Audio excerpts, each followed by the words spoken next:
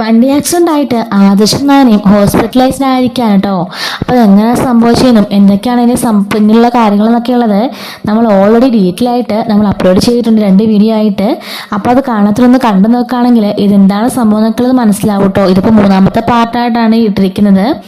അങ്ങനെ നയനയും ആദർശും ഇങ്ങനെ ബോധമില്ലാതെ നയന കിടക്കുകയാണ്. അപ്പോൾ ആദർശിന് ബോധമൊക്കെ വന്നിട്ടുണ്ട്.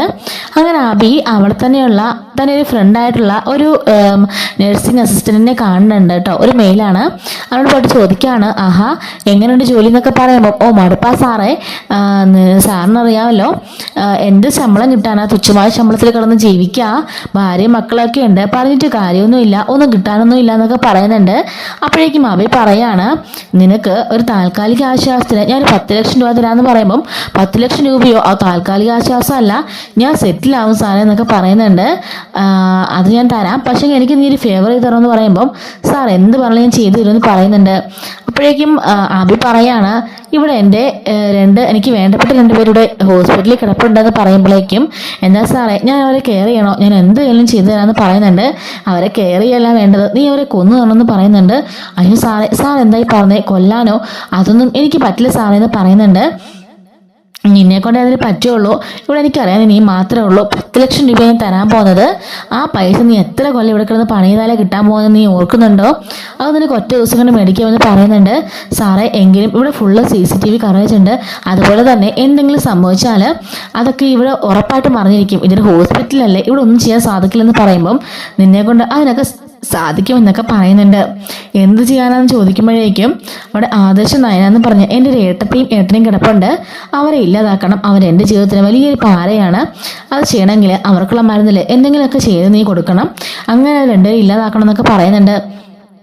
സംഭവം കുറച്ച് റിസ്ക്കാ, ഡോക്ടർമാരുള്ള സമയത്ത് മാത്രമേ ഞങ്ങൾക്ക് അങ്ങോട്ടേക്ക് കയറാൻ പറ്റുള്ളൂ, അല്ലാത്ത സമയത്ത് നഴ്സുമാരാ കയറാറ്, ഞാൻ ഒരു അസിസ്റ്റന്റ് മാത്രമാണ്, എനിക്ക് അങ്ങനൊന്നും കയറാൻ സാധിക്കില്ല, അതുകൊണ്ട് എന്താ ചെയ്യുന്നത് എനിക്കറിയില്ല, ഞാൻ എങ്കിലും ട്രൈ ചെയ്യാം എന്നൊക്കെ പറയുന്നുണ്ട്. അങ്ങനെ ഈ കാശ് കണ്ടപ്പോഴേക്കും ആ ഒരു സ്റ്റാഫ് അങ്ങ് കണ്ണ് മഞ്ഞളിച്ച് പോവാണ്. തനിക്ക് ഇവിടുന്ന് കിട്ടുന്ന തുച്ഛമായ സാലറി ആയതുകൊണ്ട് ഇത് എങ്ങനെയെങ്കിലും ചെയ്യാമെന്ന് അയാൾ കണക്ക് കൂട്ടുന്നുണ്ട്. അങ്ങനെ അയാൾ അവിടുന്ന് നേരെ അവൻ്റെ വീട്ടിലേക്ക് പോവാണ്. വീട്ടിലേക്ക് പോയിട്ട് ഭാര്യയോട് പറയുന്നുണ്ട്, വലിയൊരു കോളത്ത് വന്നിട്ടുണ്ട്, 10 ലക്ഷം രൂപ കിട്ടും, ഒരാൾക്കൊരു ഫേവർ ചെയ്ത് കൊടുത്താൽ മതി എന്നൊക്കെ പറയുമ്പോഴേക്കും ഭാര്യ പറയാണ്, നമ്മുടെ ഈ അവസ്ഥയ്ക്ക് നമ്മൾ ഈ വാടക വീട്ടിൽ കിടന്ന് അറിയിക്കല്ലേ, കുട്ടികൾക്ക് സ്കൂൾ ഫീസ് പോലും കൊടുത്തിട്ടില്ല, ഇങ്ങനൊരു അവസ്ഥയിൽ നിങ്ങൾ എന്ത് ഫേവറുള്ള അവർക്ക് ചെയ്തു കൊടുക്കണം. പക്ഷേ ഭാര്യയോട് എന്താ കാര്യമൊന്നും അയാൾ പറയുന്നില്ല കേട്ടോ. അതുകൊണ്ട് തന്നെ ആ 10 ലക്ഷം രൂപ കിട്ടിയല്ലേ നമ്മുടെ ജീവിതം നന്നാവും, നമുക്കൊരു വാടക വീട് മാറിയിട്ട് ഒരു സ്വന്തമായിട്ടൊരു വീടെങ്കിലും വെക്കാലോ എന്നൊക്കെ ഭാര്യ പറയുന്നുണ്ട്. അപ്പോഴേക്കും ഇവനിങ്ങനെ ഓർക്കാണ്, ശരിയാ ഇവൾ പറഞ്ഞതാ ശരിയെ, അങ്ങനെയെങ്കിലും അങ്ങനെ ആട്ടെ എന്നൊക്കെ പറഞ്ഞ് അവളും കരുതുന്നുണ്ട്. ഒരുപക്ഷെ ഭാര്യയോട് സത്യസന്ധമായ കാര്യം പറഞ്ഞെങ്കിൽ അവൾ ഒരിക്കലും സമ്മതിക്കില്ലായിരിക്കും, പക്ഷെ പറയാത്തതുകൊണ്ട് തന്നെ അവൾ കാര്യത്തിൽ സമ്മതിച്ച് പറഞ്ഞു വിടുന്നുണ്ട്. അങ്ങനെ അവന് ഹോസ്പിറ്റലിലേക്ക് ചെന്നിട്ട് അബിയെ കാണുന്നുണ്ട്. ശരി സാർ, ഞാൻ സമ്മതിച്ചു, എന്താ ചെയ്യേണ്ടതെന്ന് മാത്രം പറഞ്ഞാൽ മതി എന്ന് പറയുമ്പോഴേക്കും അബി പറയുന്നുണ്ട്, ഇപ്പം ആദർശ നായനയ്ക്കും ട്രിപ്പ് വഴി ഒരുപാട് മരുന്നുകൾ കയറുന്നുണ്ട്, അതിൻ്റെ കൂട്ടത്തിൽ അവർക്ക് അവരില്ലാതെയുള്ള മരുന്നുകൾ കയറ്റണമെന്നൊക്കെ പറയുമ്പോൾ സാറെ കുറച്ച് റിസ്ക്കാണ്, കാരണം പിന്നീടുള്ള അനോട്ടമി ടെസ്റ്റിലാണെങ്കിൽ പോലും അതെല്ലാം തെളിയുമെന്ന് പറയുമ്പം അങ്ങനെ തെളിയാത്ത ഒരു മരുന്ന് എന്തെങ്കിലും ഉണ്ടോ നീ കണ്ടുപിടിച്ച് നോക്ക്, നിനക്കറിയായിരിക്കുമല്ലോ എന്നൊക്കെ പറയുന്നുണ്ട്. ഞാനൊന്ന് ട്രൈ ചെയ്ത് നോക്കട്ടെ എന്ന് പറഞ്ഞിട്ട് അവൻ അവിടെ പോയി കുറേ മരുന്നുകളൊക്കെ ടെസ്റ്റ് ചെയ്യുന്നുണ്ട്. അതിനുശേഷം വന്നിട്ട് പറയാണ്, ഇവർക്കിപ്പോൾ 2 പേർക്കും ബ്ലീഡിംഗ് ഒന്നും ഇല്ല, എങ്കിലും ബ്ലീഡിംഗ് ഇല്ല എന്ന് പറഞ്ഞിരിക്കുന്നത്, പക്ഷെങ്കിൽ ബ്ലഡ് കട്ട പിടിക്കാതിരിക്കാനുള്ള മരുന്ന് നമുക്ക് ചെയ്തു കൊടുക്കാം, അതും ഒരാളുടെ ശരീരത്ത് കട്ട പിടിക്കാതിരിക്കാനുള്ള മരുന്ന് ചെയ്യുന്ന സമയത്ത് ബ്ലഡ് ഓവർഫ്ലോയിങ് ആവും, അതും ഒരു പരിധിവരെ അവരുടെ ജീവൻ ആപത്താവും, അത് ചെയ്തു നോക്കാം, അതൊക്കെ ഡോക്ടർമാരുടെ തലയിലേ വന്ന് വീഴുള്ളൂ എന്നൊക്കെ പറയുന്നുണ്ട്. എങ്കിൽ ശരി, നീ അതിനൊക്കെയുള്ള പ്ലാനിങ് ചെയ്യുക, ഞാൻ എത്രയും പെട്ടെന്ന് ക്യാഷ് റെഡിയാക്കാമെന്ന് പറയുന്നുണ്ട്. അതിന് വലിയ പണിയുന്നില്ല സാറേ, അതിനുള്ള മരുന്നൊക്കെ ഇവിടെ ഇരിപ്പുണ്ട്, അതെങ്ങനെയും ഇഞ്ചെക്ട് ചെയ്യണം, പക്ഷെങ്കിൽ എനിക്ക് അങ്ങോട്ടേക്ക് കയറി ഇഞ്ചെക്ട് ചെയ്യാനൊന്നും പറ്റില്ല, അത് നഴ്സുമാരെ പറ്റുള്ളൂ എന്ന് പറയുമ്പോൾ നീ ഒന്ന് ട്രൈ ചെയ്ത് നോക്ക്, അല്ലെങ്കിൽ ഒരു നേഴ്സിന്റെ വേഷം ധരിച്ച് വാ എന്നൊക്കെ പറയാണ്. അങ്ങനെ അബി പറഞ്ഞ പ്രകാരം ഈ ഒരു സ്റ്റാഫാണെങ്കിൽ പുറത്തേക്ക് പോകുന്നുണ്ട്.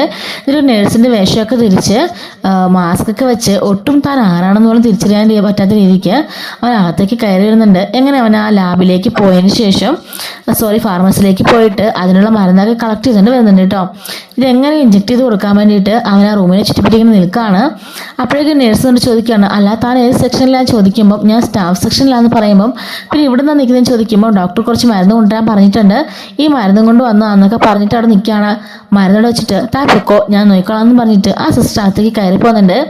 അപ്പോഴേക്കും അങ്ങോട്ടേക്ക് വന്നിട്ട് അയാൾ പറയുന്നുണ്ട്, ഇതുപോലെ ഞാൻ അങ്ങോട്ടേക്ക് ചെന്നപ്പോൾ നഴ്സിനെ ഇറക്കി വിട്ടു, മരുന്നോടെ ഇരിക്കുക, അത് ആരെങ്കിലും കണ്ടാലും ഡേഞ്ചർ ആവും എന്നൊക്കെ പറയാണ്.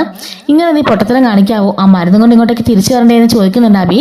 അതിന് സാധിച്ചില്ല എനിക്ക്, അതിന് മുമ്പേ അവരെന്നെ അവിടെ നിന്ന് ഇറക്കി വിട്ടു എന്ന് പറയുന്നുണ്ട്. നീ ആ ഡ്രസ്സൊക്കെ അഴിക്ക്, ഞാൻ ഇനി നോക്കിക്കോളാം എന്ന് പറയുന്നുണ്ട്. അങ്ങനെ വീണ്ടും പുറത്തേക്ക് പോയിട്ട് ആരും കാണുന്ന ഡ്രസ്സൊക്കെ ചേഞ്ച് ചെയ്യുന്നുണ്ട്. അങ്ങനെ അബി ഫുൾ കവറേജോടുകൂടി തന്നെ അകത്തേക്ക് കയറി വരുന്നുണ്ട്. അങ്ങനെ അബി ആണെങ്കിലാണല്ലോ ഒരു ഡോക്ടറിന്റെ കോട്ട് സംഘടിപ്പിക്കുന്നുണ്ട്. അങ്ങനെ അവൻ ഡോക്ടറിന് എല്ലാ സെറ്റപ്പ് സംഘടിപ്പിക്കുകയാണ്. അങ്ങനെ അവന് എല്ലാവരുടെ മുമ്പിൽ കൂടെ തന്നെ അകത്തേക്ക് കയറി പോകുന്നുണ്ട്. അപ്പോഴേക്കും അവിടെ നഴ്സുമാരും ഡോക്ടർമാരും ഒന്നും ഇല്ലായിരിക്കും കേട്ടോ. ഇത് തന്നെയാണ് പറ്റിയ അവസരമെന്നും പറഞ്ഞിട്ട് അയാൾ പറഞ്ഞ ആ മരുന്നൊക്കെ അവനെടുത്ത് നോക്കുന്നുണ്ട്. അയാളെല്ലാം കൃത്യമായിട്ട് തന്നെ പറഞ്ഞു കൊടുത്തിട്ടുണ്ട് കേട്ടോ. അങ്ങനെ ആ മരുന്ന് എടുത്തുകൊണ്ട് ഇങ്ങനെ അബിയാണെങ്കിൽ അവനെ കൊണ്ടുവന്ന സിറിഞ്ചിനുള്ളിലേക്ക് ആ മരുന്നെല്ലാം ആക്കുകയാണ്. എന്നിട്ട് ഫസ്റ്റിന് ആദർശിൻ്റെ അടുത്തേക്ക് പോകുന്നുണ്ട്. ആദർശ് നല്ല ഉറക്കമായിരിക്കും, എങ്ങനെയും അത് അവനെ പോകുന്ന ട്രിപ്പിനുള്ളിലേക്ക് കണക്ട് ചെയ്ത് വിടാനാണ് ശ്രമിക്കുന്നത് കേട്ടോ. അങ്ങനെ അകത്തേക്ക് പോകുന്നുണ്ട്. പോയതിന് ശേഷം ഈ മരുന്ന് ഇഞ്ചക്ട് ചെയ്യുന്ന സമയത്തേക്ക് അങ്ങോട്ടേക്ക് നഴ്സ് വരുന്നുണ്ട്. നഴ്സിൻ്റെ ആലോചിക്കുകയാണ് ഇത് ഏതായി ഡോക്ടർ എന്ന് ആലോചിക്കുന്നുണ്ട്. ഹായ് ഡോക്ടർ എന്ന് പറയുമ്പോഴേക്കും ഹായ്, എന്താ ഡോക്ടർ ഇവിടെയും ചോദിക്കുകയാണ് കാര്യം ധാരാണെന്ന് നഴ്സിന് മനസ്സിലാകുന്നില്ല. അല്ല, ഞാൻ ഈ പേഷ്യൻറ്റിനെ കുറിച്ച് ഒന്ന് സ്റ്റഡി ചെയ്യാൻ വന്നതെന്ന് പറഞ്ഞിട്ട് പെട്ടെന്ന് തന്നെ അവിടെ നിന്ന് എസ്കേപ്പ് ആയി പോകുന്നുണ്ട്. ഇതെങ്ങനെ ഏതായിരിക്കും ഡോക്ടർ എന്ന് പറഞ്ഞിട്ട് അവിടെ നഴ്സ് ഇങ്ങനെ കൺഫ്യൂഷനായിട്ട് നിൽക്കുന്നുണ്ട് കേട്ടോ.